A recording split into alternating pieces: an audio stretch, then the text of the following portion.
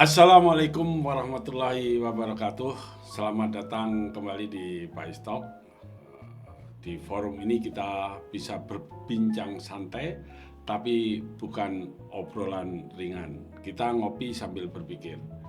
Kadang yang kita bahas ekonomi, kadang teknologi, kadang geopolitik yang jauh di sana. Tapi dampaknya bisa sampai di dapur kita. Dan malam ini dunia memang sedang panas. Ya. Perang antara Amerika Serikat, Israel, dan Iran terus berkembang. Yang menarik, perang ini tidak hanya soal rudal, drone, dan jet tempur. Ada sesuatu yang lebih besar sedang terjadi, yaitu perang sistem, perang daya tahan, dan perang psikologi global. Karena itu, malam ini kita kembali bersama sahabat kita, pengamat geopolitik yang analisisnya sering tajam dan tenang, Cak Agus Muhammad Maksum. Cak Agus, apa kabar Cak Agus? Ya, alhamdulillah baik. Oke. Kita lanjutkan nih perang Ya, Cak Agus. Iran Irak. Kok Iran Irak ya? Amerika Iran. Cak Agus, 2 hari ini kita membahas fase yang Anda sebut shock and awe. Hari ini Anda mengatakan perang sudah berubah wajah.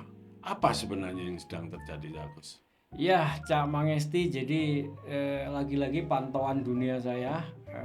Kebetulan saya punya tools ya yang secara cepat mengabarkan detik per detik perubahan dunia. Jadi kalau beberapa hari yang lalu, beberapa waktu yang lalu kita masih membicarakan perang, di mana saling melontarkan rudal, membombardir, bertarung di headline media dan lain sebagainya. Sekarang ini perang nampaknya dari informasi dan notifikasi yang saya terima sudah masuk kepada fase di mana perang membutuhkan daya tahan ya. Iya. Sekarang bukan lagi siapa paling keras memukul atau paling banyak melontarkan rudal, tapi siapa yang paling lama bertahan. Maksudnya lama bertahan, perangnya agak lama. Ya, bertahan dalam situasi perang. Nah, bertahan dalam situasi perang itu bukan hanya sekedar masih tetap memiliki stok senjata, tapi juga dukungan moral dari dunia, dari rakyatnya sendiri, ya. Kemudian kondisi ekonomi, ya kan. Iran memang tidak cukup sebesar Amerika, tapi dia pegang Selat Hormuz dan kemudian Selat Hormuz itu menjadi pintu tombol senjata luar biasa ya, tombol yang bisa membuat ekonomi dunia bergejolak. Dan itu kalau dia tetap tutup itu, maka itu menjadi tekanan dunia. Dunia menekan Amerika semua maksudnya, Eropa, Asia, semua karena itu bisa menjadi krisis energi yang luar biasa. Bayangkan kalau minyak itu bisa naik di atas 100 barrel. Wah, akan terjadi kekacauan ekonomi dunia yang luar biasa, dan yang akan disalahkan tentu saja Amerika yang menjadi pemicu. Nah, jadi ketahanan dalam hari ini adalah tahan menghadapi situasi perang, tahan menghadapi gempuran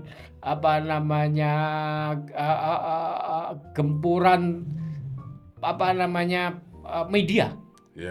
Gempuran ekonomi. Sementara kita tahu Amerika sendiri mengalami situasi yang sulit dalam perang ini karena dia sebenarnya tidak mendapatkan mandat dari negara, tidak mendapatkan mandat dari rakyat. Ekonominya juga sedang tidak baik-baik saja. Ini kan dua hal yang berbeda. Rakyatnya yang satu demo untuk menentang kebijakan Trump, yang satunya kan mensupport caranya balas dendam. Ya, dalam konteks itu kan kita lihat sekarang daya tahan Iran jauh lebih kuat. Kenapa? Karena dia mendapat support penuh dari rakyatnya. Harus balas dendam. Ya kan? Nah, rakyat meminta pimpinannya Iran harus membalas kepada Amerika atas kematian Imam Ali Khamenei. Ya. Sementara Amerika, kita lihat nih dari notifikasi yang saya lakukan, mereka sedang terjadi kepanikan luar biasa di dalam negeri. Donald Trump sendiri tertekan karena kemudian Kongres itu menuduh dia menggunakan di luar kewenangannya, tidak mendapatkan persetujuan Kongres. Kongres sedang mengajukan RUU untuk membatasi kewenangan presiden. Ya kan? Itu di Kongres. Nah, jadi Kongres sendiri juga sedang terbelah besar, dan sebagian besar itu kemudian menyalahkan Trump. Rakyat Amerika sendiri itu sebagian besar menentang perang. Nah, jadi bagaimana Anda berperang tapi isi rumah Anda tidak mendukung, sementara lawan full support, kan gitu. Ini daya tahan dalam konteks perang besar ini bukan hanya daya tahan dalam arti masih memiliki senjata, tapi kemampuan fisik dan mental, juga ekonomi dan tekanan dunia tuh kemana, kan gitu. Iya. Karena Amerika memulai nyerang, ya. Ya, kesalahan terbesar Amerika adalah perundingan masih berlangsung, tiba-tiba dia melakukan serangan. Iran tidak mau berunding karena dia tidak mau berunding dalam todongan senjata. Nah, Iran mengatakan kalau kamu mau berunding jangan pakai senjata, maksudnya jangan kemudian mengancam dengan menodong senjata. Nah, kalau memang kamu mengajak berunding tapi mengancam senjata, ya kita perang aja, kan begitu. Dan benar-benar Iran ini nggak bisa ditekan, kan gitu. Nah, jadi ini semangat tempur dan posisi strategis dalam konteks ini bisa menjadi penentu ya ketahanan perang. Iran sendiri kan sudah kebiasaan perang juga ya. Nah, Irak itu berapa tahun? 8 tahun apa berapa itu? Iran itu punya kemampuan tempur yang tidak diragukan lagi ya. Pernah perang melawan Iran itu ya kan. Lama lah, pokoknya bertahun-tahun lah. Ya, gitu ya. Dan dia sudah lama juga hidup dalam embargo. Jadi ya otot-otot anunya kuat ya, masih ya. Jadi otot struggle life-nya. Iya. Dibandingkan dengan Amerika yang serba hidup berkecukupan, lalu tiba-tiba ekonominya ambruk, ya kan gitu. Ya. Biasa. Jadi dari ledakan ke perang daya tahan itu ya, Cak ya. Ya, dan kelihatan di sini Amerika sudah mulai mengerem. Artinya kita lihat tidak ada lagi serbuan rudal yang cukup masif. Sementara Iran justru memanfaatkan untuk melakukan balasan. Dan di sini nampaknya terbaca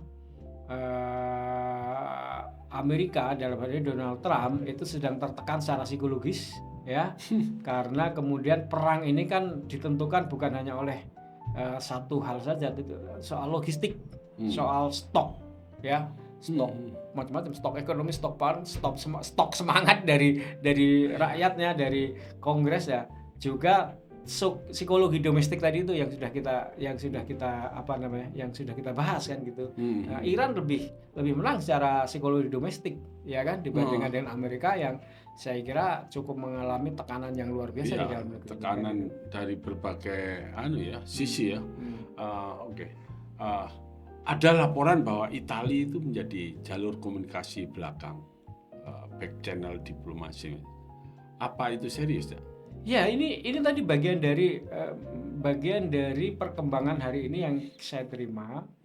Jadi nampaknya begini, analis ini yang saya baca, analis dunia mengatakan bagian dari Amerika mengerem ini ternyata bukan hanya sekedar mengerem, tapi dia mencari back channel lewat Italia. Maksudnya back channel itu begini ya, pintu belakang, pintu samping untuk menghentikan perang. Kalau dia tiba-tiba menghentikan perang kan malu.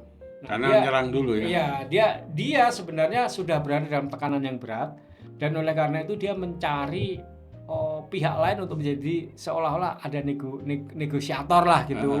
Kalau terjadi penghentian perang itu maka ada pihak ketiga yang menginisiasi kan gitu. Yes. Nah, ini disebut sebagai back channel atau tekanan yang terjadi pada Donald Trump karena publik melihat, saya sendiri juga melihat ketika Donald Trump keluar dari meja perundingan di Italia itu, di Roma Italia itu, wajahnya cukup tertekan, kemudian dia tidak cukup respon untuk menjawab wartawan, dan kemudian dia bahkan bisa dibilang meninggalkan wartawan, hanya melambai-lambai saja, menolak semua pertanyaan wartawan, dan publik melihat atau para pengawat melihat ini tekanan yang cukup besar pada Donald Trump ya.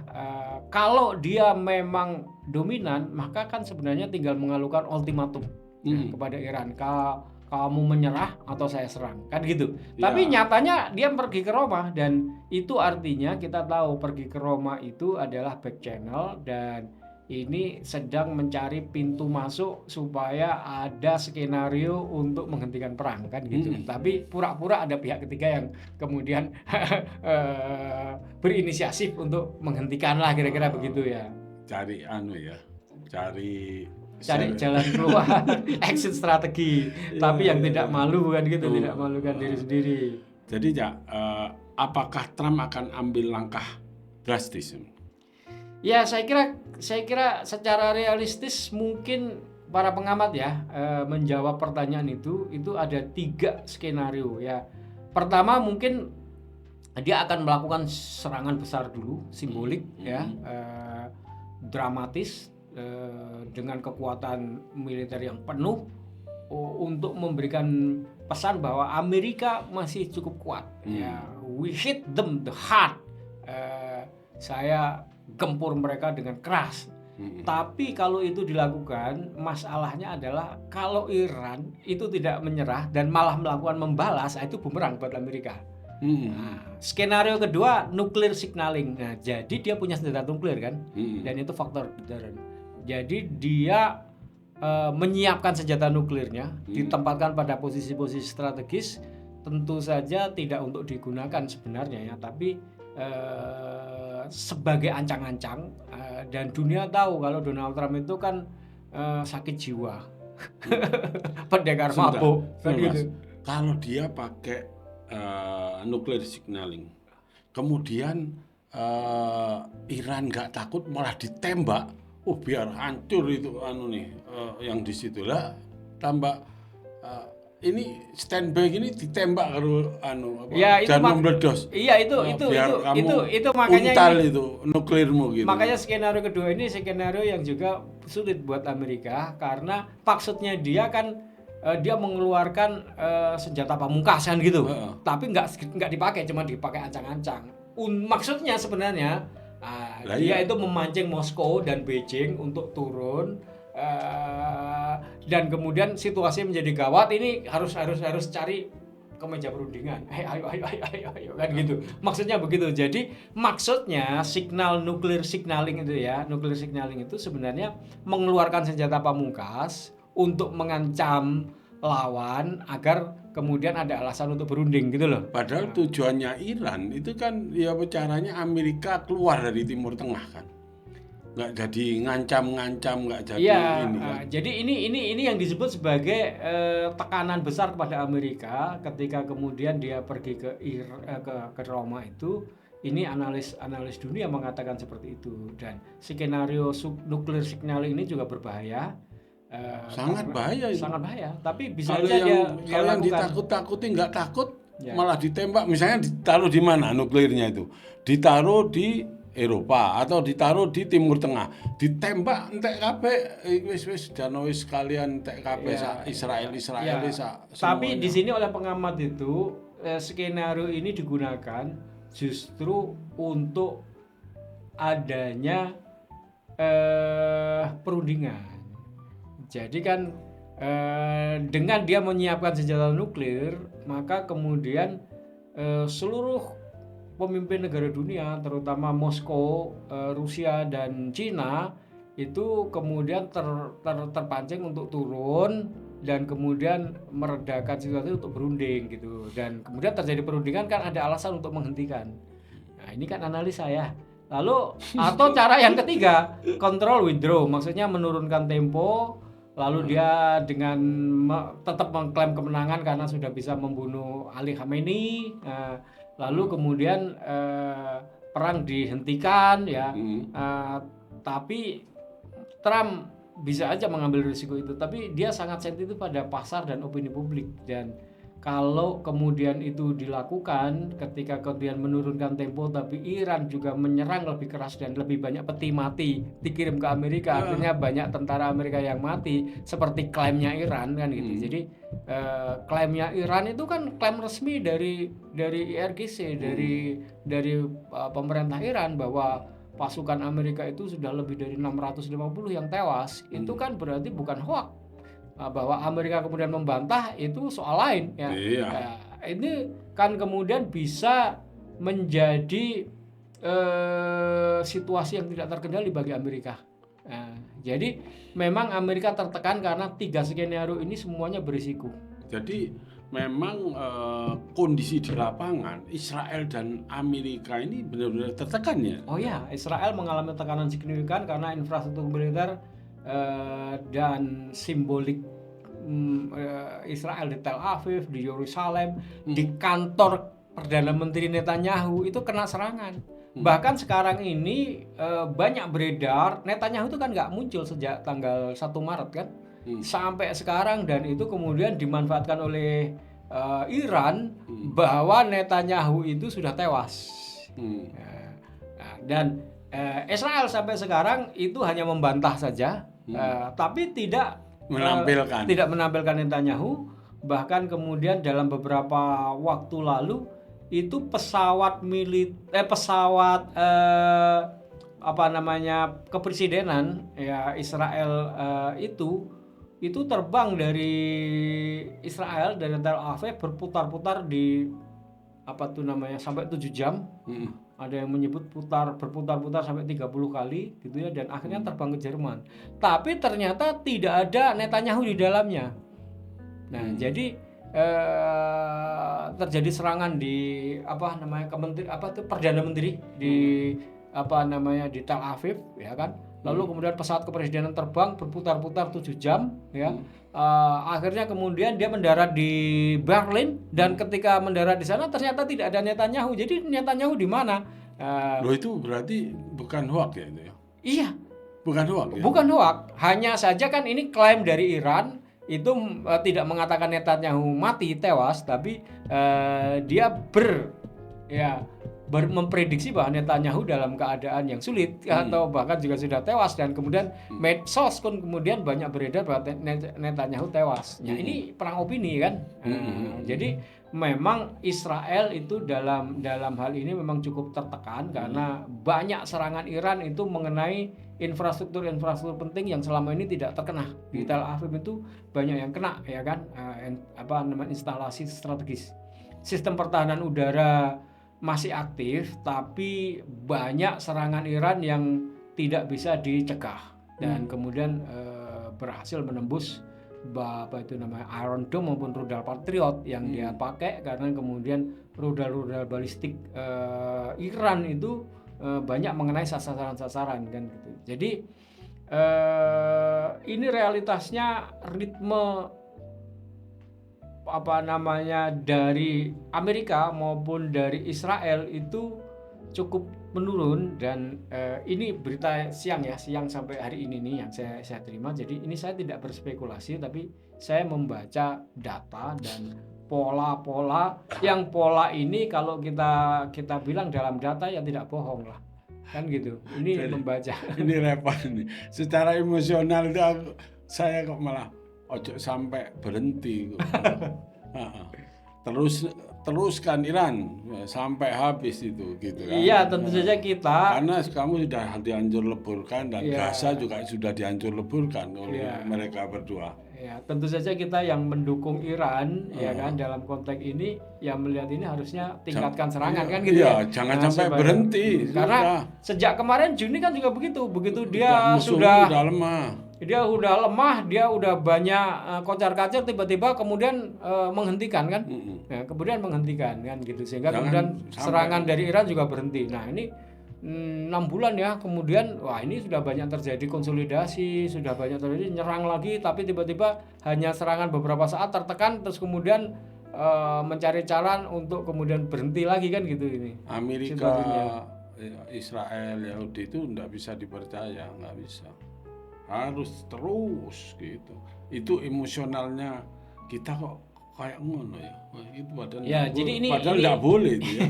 Tapi kalau mikir jangan berhenti itu. Ah, bahaya. ya, Ini perasaan ini repot nih. Nggak boleh padahal itu. ya Nggak boleh kan Mas itu? eh, Nggak boleh. Oke. Oke Mas, sekarang kita tarik ke Indonesia ini. Banyak orang merasa yang perang ini kan jauh, padahal mungkin dampaknya itu sangat dekat. Gimana Kak Agus? ya, saya kira ini data terbaru ya. Jadi masih sama seperti data yang beberapa yang pagi itu memang Selat Hormuz itu masih menjadi katup ekonomi dunia dan ini sangat berpengaruh kepada Indonesia karena kalau Selat Hormuz ini masih ditutup dan kemudian Jalur itu terganggu, jalur minyak itu terganggu, maka harga minyak naik. Dan asuransi sekarang kapal melonjak.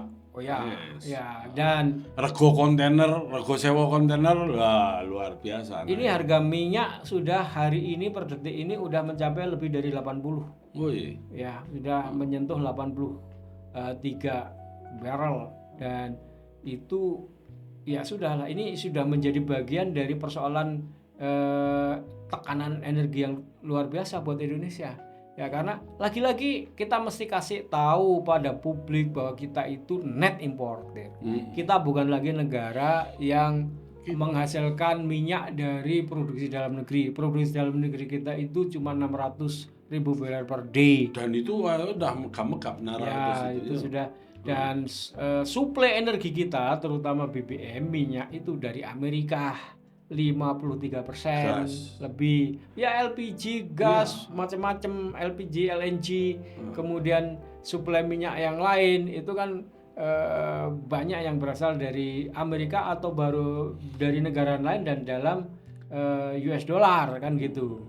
US dollar, rupiah juga tertekan, artinya US dollar itu sekarang 16.800-an sekian, bisa 16.900-an, bisa 17.000, harganya naik, dolarnya naik. Wah, itu double tekanan terhadap kita kan gitu. Kalau minyak itu kan kebanyakan importnya kita dari Timur Tengah, Mas. Kalau gas Amerika.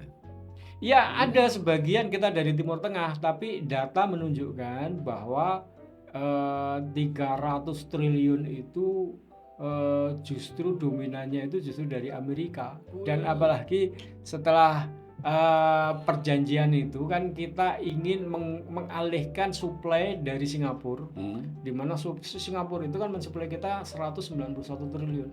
Padahal Singapura itu nggak punya ladang minyak, nggak punya sumur minyak, ya kan? Dan itu kan sebenarnya dia mengambil minyak juga dari tempat-tempat lain, terutama dari Amerika. Maka kemudian kita pun kemudian mengambil dari Amerika kan, supaya kemudian bisa menghentikan permainan kartel atau permainan oligarki yang selama ini berbesar di Singapura. Nah, Singapura itu sebenarnya nangis-nangis karena ya 191 triliun biasanya kita ambil dari Singapura kan gitu.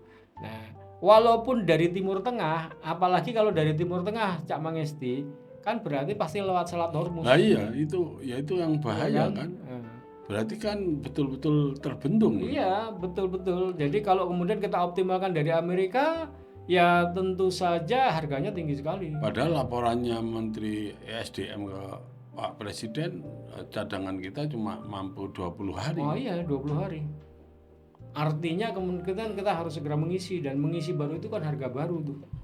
Jadi beban APBN ya, APBN kita akan tekanan luar biasa, dan kalau APBN yang tertekan itu artinya subsidi-subsidi bisa dihentikan. Ya kemudian harga-harga kan kemudian jadi naik semua. Rakyat ya kan? Itu ngadepi banyak tekanan berarti dari dapurnya juga tertekan, dari logistiknya, transportasi juga tertekan, ya kan? Ya, jadi banyak hal. Oke, jadi kita melihat ini Trump sedang mencari titik seimbang antara reputasi global dan tekanan domestik untuk mencari pintu masuk agar kemudian bisa menghentikan perang ini. Ini analisa ya, analisa. Belum tentu benar, tapi benar tidaknya kita analisa. Lihat nanti kan. Saya selalu mendapatkan notifikasi berita-berita dunia itu perkembangan per jam, nanti bisa kita kita bisa lakukan rilis ulang terhadap perkembangan. Tapi dia berusaha untuk membangun diplomasi tapi memaksa satu keadaan lah gitu. Jadi tidak dengan dirinya sendiri kemudian mundur kan gitu. Ya aku mundur ya kira-kira ada skenario karena ada orang yang memaksa gitulah gitu. Itu kan gitu ya. Dan jadi, itu pukulan yang sebenarnya pukulan yang cukup besar ya untuk Amerika. Perlu mitra sandiwara. Ya. Jadi sejarah mengajarkan satu hal, perang tidak berhenti karena pelurunya habis. Perang berhenti ketika biaya politiknya terlalu tinggi, ya, tekanannya terlalu besar, harga-harga menjadi mahal, dan hari ini biaya itu sangat naik cepat, terutama di Amerika sendiri. Oke. Ya, kalau kita ringkas semua analisis yang Cak Agus sudah terima dari agentik ya. Agentik AI, saya menggunakan agentik AI. Jadi yang update-nya per menit mungkin ya Mas. Ya saya buat per jam. Saya mendapatkan notifikasi per jam. Hanya kalau ada kadang kan notifikasi itu saya baca tidak berubah ya tidak saya buat apa-apa. Tapi kalau kemudian berubah baru kemudian saya buat narasi. Oke. Dari ringkasan semua analisis itu, Agus, siapa sebenarnya yang unggul? Ya dalam konteks ini kan terjadi yang terakhir itu terbalik situasinya. Justru Amerika dalam hal ini Donald Trump sebagai biang kerok perang ini menghadapi tekanan yang sangat besar di dalam negerinya sendiri oleh Kongres, oleh rakyat, oleh tekanan ekonomi. Ya jadi tekanan ekonominya Amerika itu juga tidak sedang baik-baik saja. Rakyatnya juga banyak yang kesulitan. Kita tahu rakyat Amerika itu banyak yang nggak punya rumah, homeless, tidur di emperan dalam keadaan dingin itu banyak sekali. Jadi Amerika sendiri juga tidak dalam keadaan yang baik-baik. Jadi tekanan terhadap Amerika sebagai biang kerok perang ini itu cukup besar dan nampaknya tadi saya melihat di Roma di Italia itu Donald Trump cukup tertekan. Tidak wajahnya kelihatan sangat tertekan, dia tidak bergairah menjawab pertanyaan wartawan, bahkan kemudian sekali menjawab seperti langsung biasanya ya. Sekali menjawab malah bahkan langsung pergi, wartawan berteriak tidak ada jawab, dia cuma gini-gini aja dan cepat kemudian naik ke pesawat. Dan itu para pengamat melihat ini tadi, makanya kemudian muncul analisa yang cukup besar itu karena melihat dari pernyataan dan juga upaya yang dilakukan. Jadi dunia ini sedang bergeser. Nah, tugas kita bukan panik tapi membaca arah angin dan kita pantau detik per detik perkembangan dunia. Mantap. Agus, terima kasih. Diskusi malam ini memang berat tapi membuat kita melihat dunia dengan lebih jernih. Sahabat ByStalk, setiap perang selalu mengingatkan kita pada satu hal. Kekuatan manusia itu ada batasnya. Teknologi bisa canggih, rudal bisa cepat, drone bisa presisi, tapi dunia tetap berada dalam takdir Allah. Agus. Kadang sejarah berubah bukan karena peluru, tapi karena keputusan hati manusia. Karena itu, di tengah dunia yang gaduh ini, tugas kita bukan sekedar mengikuti berita, tugas kita adalah tetap jernih membaca arah zaman dan tetap menjaga nurani. Terima kasih Cak Agus, terima kasih sahabat semua. Dunia mungkin sedang panas, tapi kita tetap harus menjaga pikiran kita tetap dingin, tetap belajar, tetap membaca realitas, dan tetap berdoa agar dunia tidak kehilangan akal sehatnya. Karena seringkali perubahan besar dalam sejarah dimulai dari percakapan yang jernih. Dan mudah-mudahan Majelis Ngopi ByStalk menjadi salah satu ruang kecil untuk itu. Terima kasih. Sampai ketemu di podcast berikutnya. Oke, Cak Agus, matur nuwun.